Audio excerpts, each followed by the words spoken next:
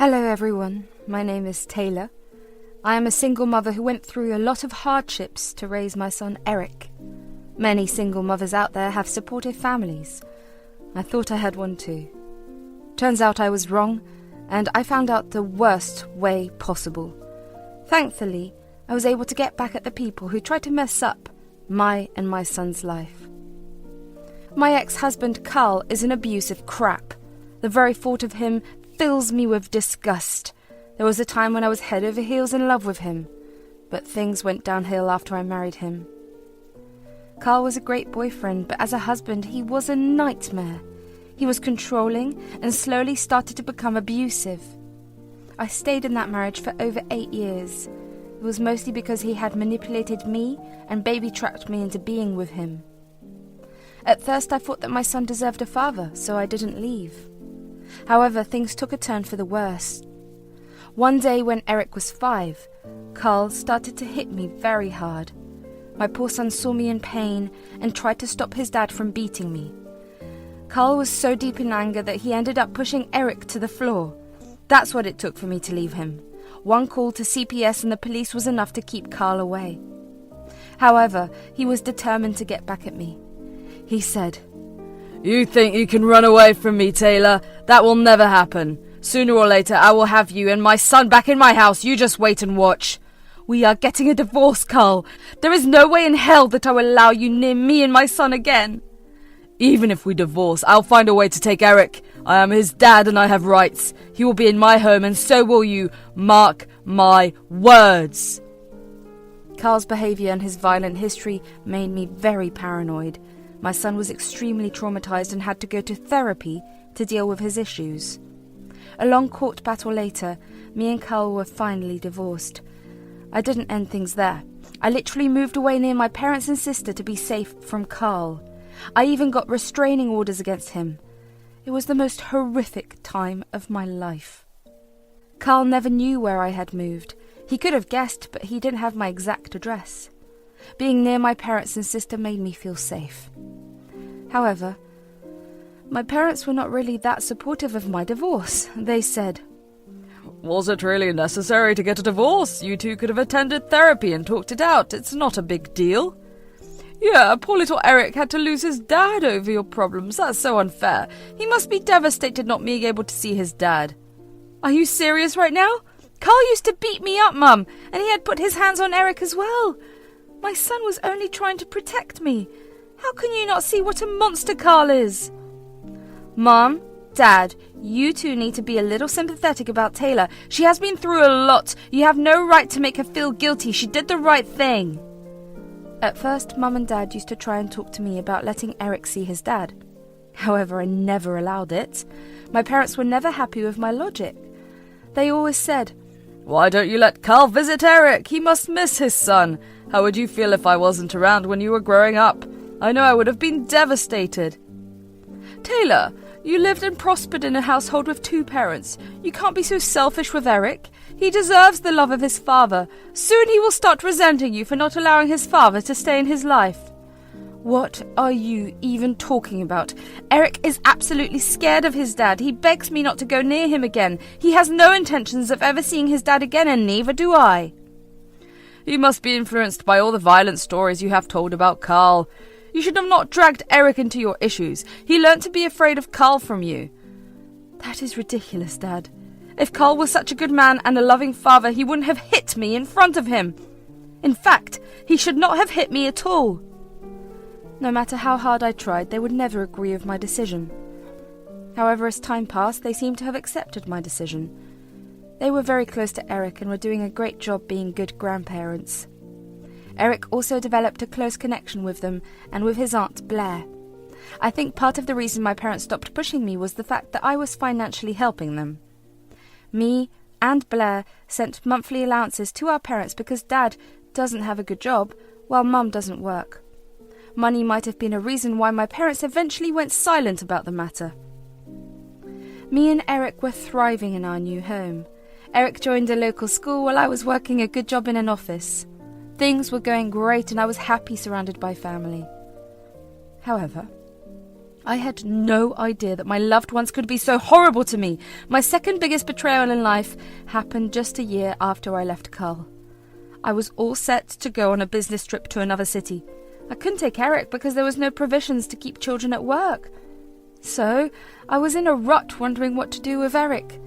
That's when my mum and dad suggested a plan. They said, "So I heard you will be leaving for a business trip soon. Me and Stuart have been thinking about babysitting Eric for you. We can stay back at your house and take care of both Eric and the house."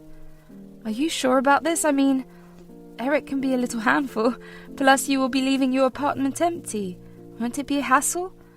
It's only a matter of days, so I don't think it will be much trouble. Plus we love Eric and he loves us too. I'm sure he will be thrilled to spend these days in our care. Yeah, the two of us can stay here and babysit for you. Your house will also be safe when you go on this trip. It's like you will get two benefits in one. Okay, if you're insisting so much, I will leave Eric and my house with you two. I agreed to let them babysit Eric and stay at my house until I came back. I was feeling pretty satisfied with the arrangements, since I trusted my parents blindly. I now know that I made a huge mistake. I shouldn't have trusted my parents at all. My business trip happened only a week later. I flew out at night after kissing Eric goodnight. I had to leave a day earlier to prepare for a meeting with big clients. The next morning, I called my parents and Eric after reaching the hotel. Everything appeared to be normal. However, I had no idea what was going to happen at night. When I was in my hotel preparing for my meeting for the next day, I got a call from Blair. For some reason, it made me a little panicky. I thought something was wrong at the house. I picked up the call feeling nervous. Blair said, "Hey, Taylor, have you already flown out for your business trip?" "Yes, Blair, I came here yesterday. I had a late-night flight. It won't be a very long trip." "Have you left Eric with our parents, Taylor?" "Yes, what's wrong?"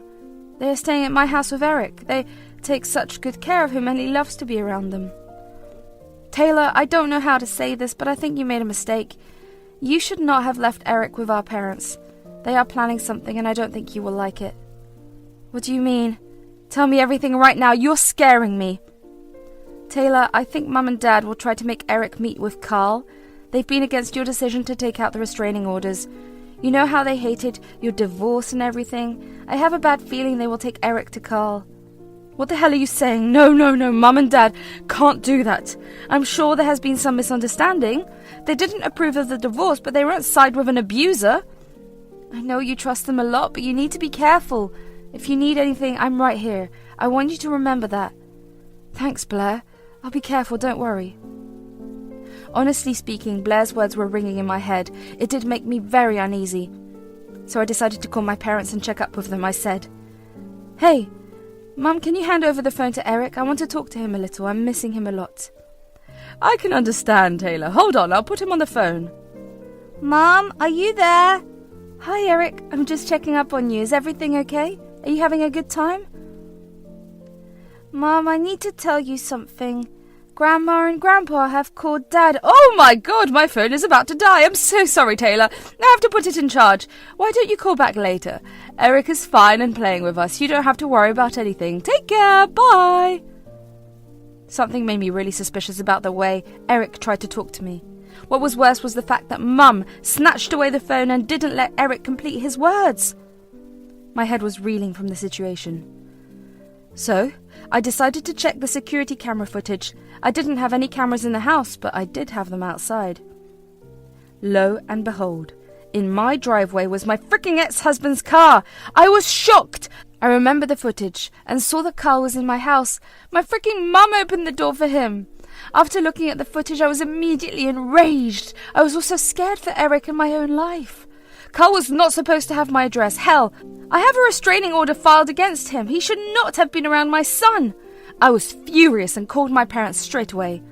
Don't worry, I also recorded the call. I said, "Mum, why the hell is Carl at my house? What the hell is going on? Who permitted you to let him in?" "God, you need to relax, Taylor. Carl is not here. Why would you even say such a thing?"